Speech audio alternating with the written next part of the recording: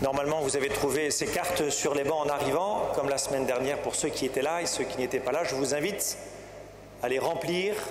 Ça nous permet de les rendre au moment de la quête. Vous les mettez dans le panier de quête. Ça nous permet, nous, de mieux vous connaître et de vous proposer éventuellement quelque chose si vous avez des désirs particuliers. Donc merci, si vous le souhaitez, de répondre, de remplir ces fiches.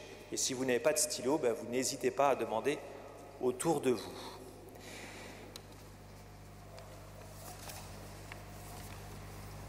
La semaine dernière, je vous ai parlé de la nécessité de la vie intérieure,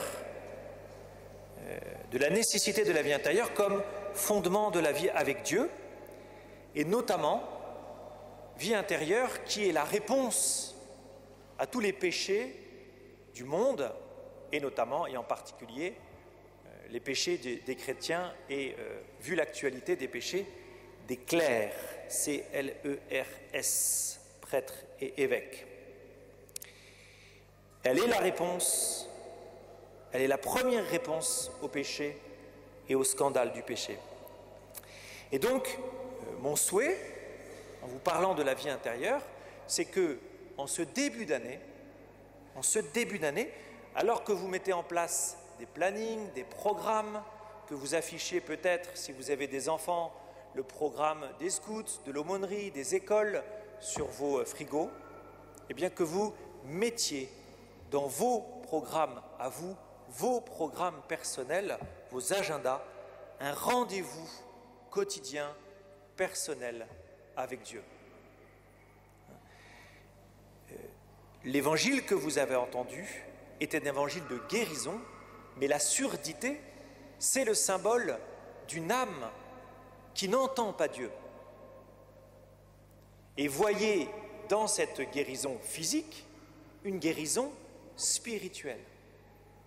Jésus est venu sur la terre pour vous guérir de vos enfermements. Jésus est venu sur la terre pour ouvrir vos oreilles, les oreilles de votre cœur, vos oreilles intérieures, pour que vous puissiez l'entendre. Il est la parole. Et s'il parle, eh bien nous avons, ou nous sommes portés, ou notre rôle, je ne sais pas comment dire, est de l'écouter. Alors pour bien écouter, comme tous les dimanches, je vous y invite, prenez des notes de ce que je suis en train de dire. C'est un petit conseil comme ça en passant, parce que quand vous sortirez tout à l'heure, vous n'aurez pas franchi la porte, que vous aurez sans doute oublié ce que je suis en train de vous dire, et pire, l'évangile même. Donc prenez des notes, ça vous aide à écouter, ça vous aide à entendre, ça vous aide à retenir. Voilà, cette maladie, cette surdité est reconnue par tous les commentateurs de l'Écriture comme le symbole de cette maladie spirituelle. Incapacité qu'a l'homme d'entendre la parole divine. Ne vous y trompez pas, Dieu vous guérira en vous parlant. D'abord, ça peut paraître étonnant. On dit souvent que les paroles s'envolent, les écrits restent, comme s'il y avait une évanescence à la parole. Et c'est vrai, c'est pour ça que nous notons, c'est pour ça que nous prenons des notes, parce que la parole est comme difficile à capter.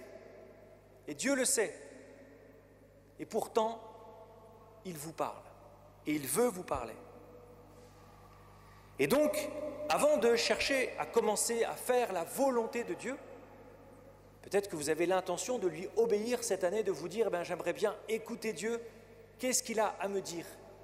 Eh bien, demandez-lui de faire sauter le bouchon de votre cœur. Demandez-lui d'ouvrir les oreilles de votre cœur. Parce que dans le texte que vous avez entendu, il est dit qu'il supplie Jésus de lui imposer les mains. Il supplie Jésus de lui imposer les mains. Comme si Jésus attendait votre demande. Enfin, pas comme si. Jésus attend votre demande. Et parfois, c'est une demande qu'il faut réitérer. effectivement, de persévérer. Et donc votre premier objectif dans la vie spirituelle, la première condition de la vie spirituelle, c'est d'avoir vos oreilles intérieures ouvertes. Comment? En demandant à Dieu. Comment? En priant. Alors, je vais simplement vous rappeler quelques règles ou quelques principes de ce qu'est la prière. Ensuite, je vous lirai un petit témoignage. Et puis ensuite, j'insisterai sur 2-3 petites choses que vous pouvez faire. Je voudrais rappeler simplement que la prière, cette communication entre Dieu et vous, elle n'est pas à votre profit d'abord, mais qu'elle est au profit de Dieu. Je m'explique. Notre rôle en tant que créature, c'est d'honorer Dieu. Mais c'est une réponse. C'est une réponse à un amour qui est premier. Et quand je prie, je ne me cherche pas moi-même. Quand je prie, je cherche Dieu. Et le danger, vous voyez, c'est dans ma prière d'inverser les priorités, de me mettre à la première place. Seigneur, donne-moi ceci, Seigneur, donne-moi cela, Seigneur. Et nous passons notre prière qu'avec ce type de prière, ou en tout cas qu'avec cette façon de prier. D'où la louange. Commencez toujours, ayez un cœur de gratitude vis-à-vis de Dieu. Commencez votre prière en disant « Merci Seigneur ». Ayez cette simplicité de lui, de le remercier pour ce qu'il vous a donné, même des choses très simples. Même des choses très simples. Un trajet en voiture qui s'est bien passé, une conversation avec un collègue qui s'est bien passé, un rendez-vous qui s'est bien passé. Un cœur de gratitude. Le deuxième principe, deuxième règle de la prière, c'est que, comme nous le demande Jésus, priez en tout temps. Donc, en fait, la prière n'est pas les 5 minutes, comme je le disais la semaine dernière, que vous allez accorder à Dieu. La prière n'est pas une partie de votre vie, ou une partie de votre journée. C'est toute votre journée qui est une prière. Et à partir du moment où vous aurez ce cœur à cœur avec le Seigneur, alors vous aurez cet élan du cœur pour vivre toute votre journée en présence de Dieu. Et toute votre journée deviendra un culte que vous rendrez à Dieu, une prière. Je vous renvoie, par exemple, à sainte Thérèse de l'Enfant Jésus qui raconte que on peut, entre guillemets, sauver une âme en ramassant avec amour une épingle. Vivre toute ma journée avec Jésus, au nom de Jésus et pour Jésus. Et c'est l'Eucharistie. De faire de votre journée une Eucharistie, une messe, une action de grâce. Et tout acte posé devient acte de prière, d'offrande et d'adoration. Parce que je le pose au nom de Jésus et pour faire plaisir, entre guillemets, au Père. Troisième point et dernier point, la prière n'est pas un but en soi. Le but, la finalité de la prière, c'est l'amitié avec Jésus. Le but de la prière, c'est que vos cœurs soient des cœurs de fils, de filles, tournés vers leur Père, parce que Dieu est votre Père, parce que Dieu vous aime. Je suis très touché, on a accueilli 3 nouveaux catéchumènes. Et au fond, être catéchumène, et c'est la même chose pour nous baptisés, c'est reconnaître que Dieu a un amour tout à fait particulier pour moi. Dieu ne vous aime pas en masse. Dieu vous aime, vous. Il connaît votre visage. Il connaît votre histoire. Il connaît vos joies, vos peines. Dieu vous aime vraiment. Et ça, c'est extraordinaire quand nous réfléchissons au fait que Dieu le Créateur, ce Dieu tout-puissant, ce Dieu omniscient, mettait tous les superlatifs de Dieu. Mais n'oubliez jamais que ce Dieu tout machin, tout ceci, tout cela, il vous aime, vous. Et qu'il a créé la terre pour vous. Et que la vie qu'il vous a donnée, c'est son cadeau pour vous.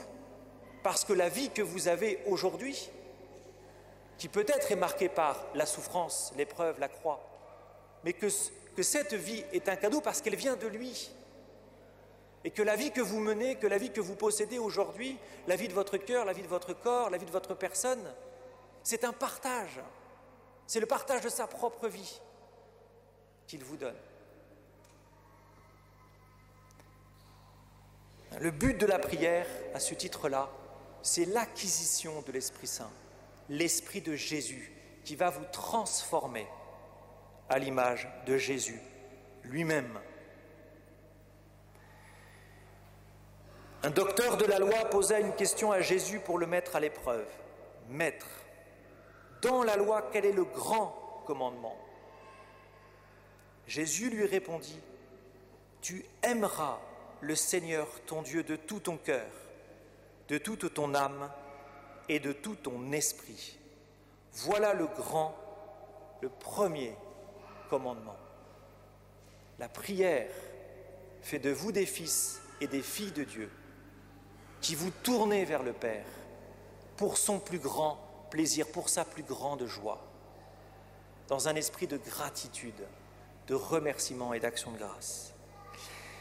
La deuxième chose, c'est que Jésus agit encore aujourd'hui. Souvent, vous pouvez lire ces textes de manière archéologique, c'est-à-dire quand Jésus était sur la terre, en chair et en os, vous savez qu'il est toujours en chair et en os d'ailleurs, enfin, quand il était en chair et en os, comme nous, eh bien effectivement, quand il croisait quelqu'un, il lui mettait la main, la personne était guérie.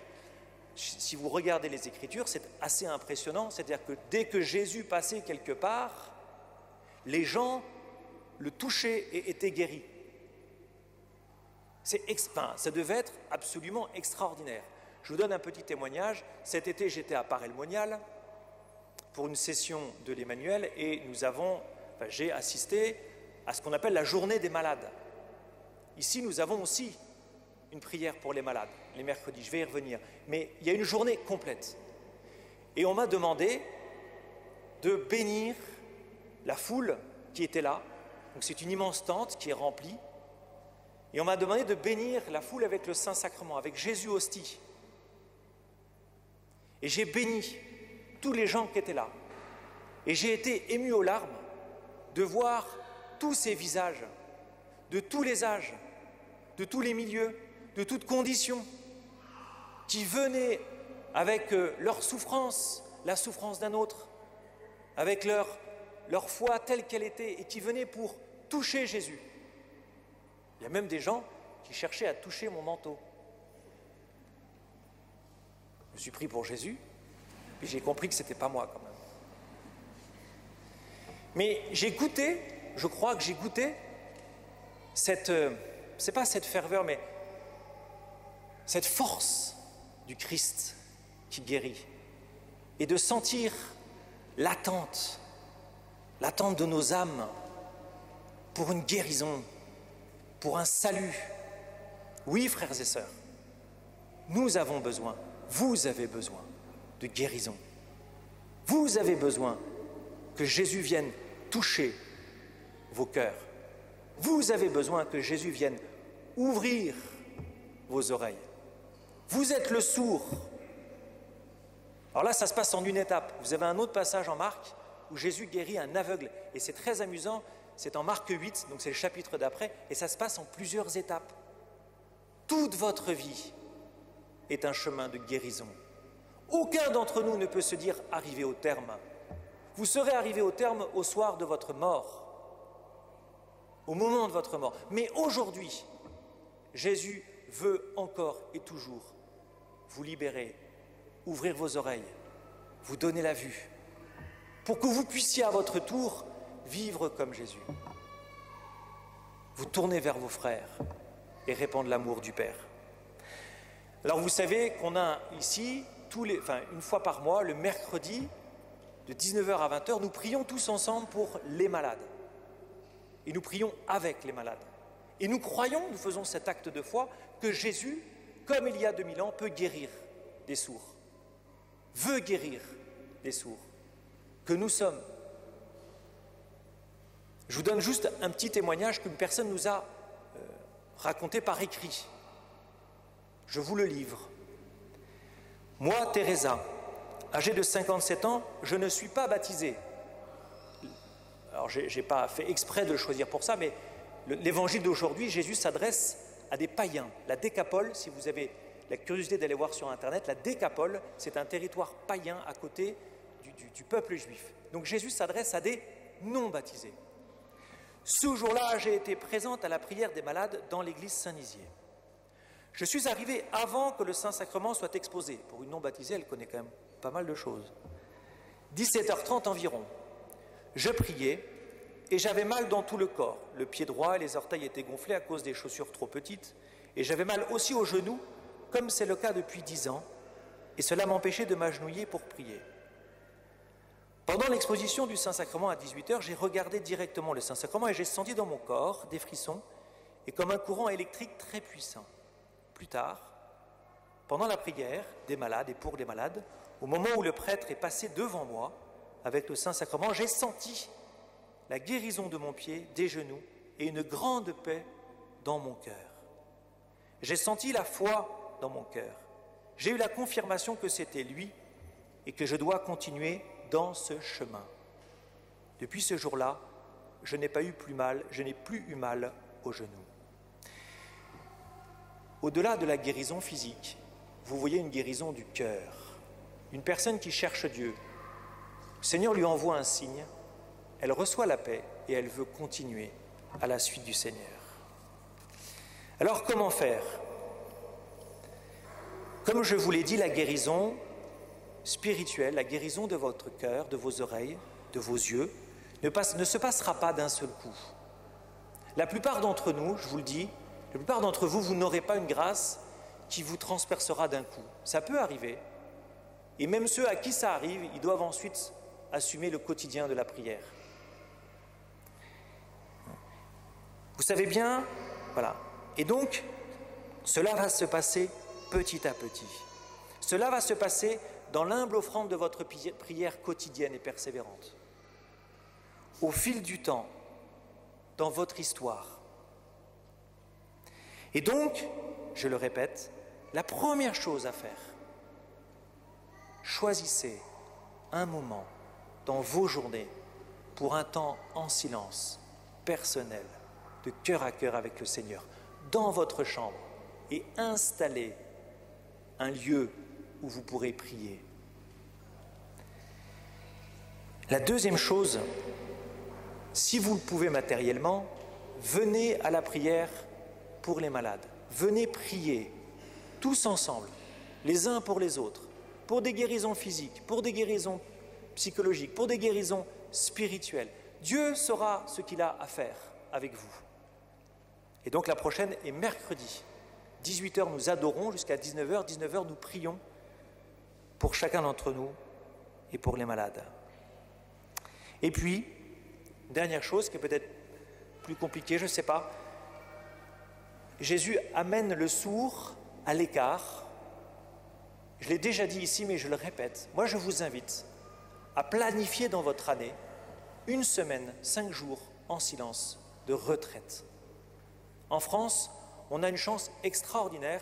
Nous avons des lieux de retraite, plusieurs.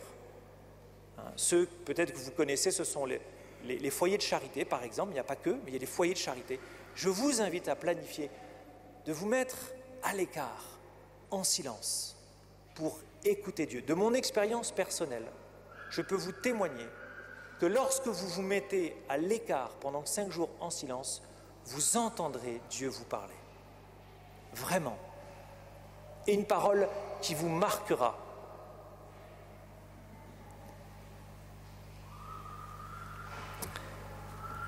Voilà. Jésus veut vous guérir de votre surdité, de vos enfermements. 2 acteurs vous y aident, vos frères et Jésus lui-même. Et dites-vous une chose, c'est que Jésus se cherche des amis. Jésus vous cherche pour que vous soyez son ami. Seigneur Jésus-Christ, ce matin, nous voulons te présenter nos cœurs, nos surdités peut-être que nous ne connaissons pas, et aussi celles bien sûr que nous connaissons, que nous voyons. Seigneur, nous te demandons de mettre la main sur nous, sur chacun d'entre nous, et d'ouvrir nos cœurs, d'ouvrir nos âmes, que nous puissions entendre cette parole que tu dis aux sourds-muets de l'Évangile. Ouvre-toi, Ephata. Amen.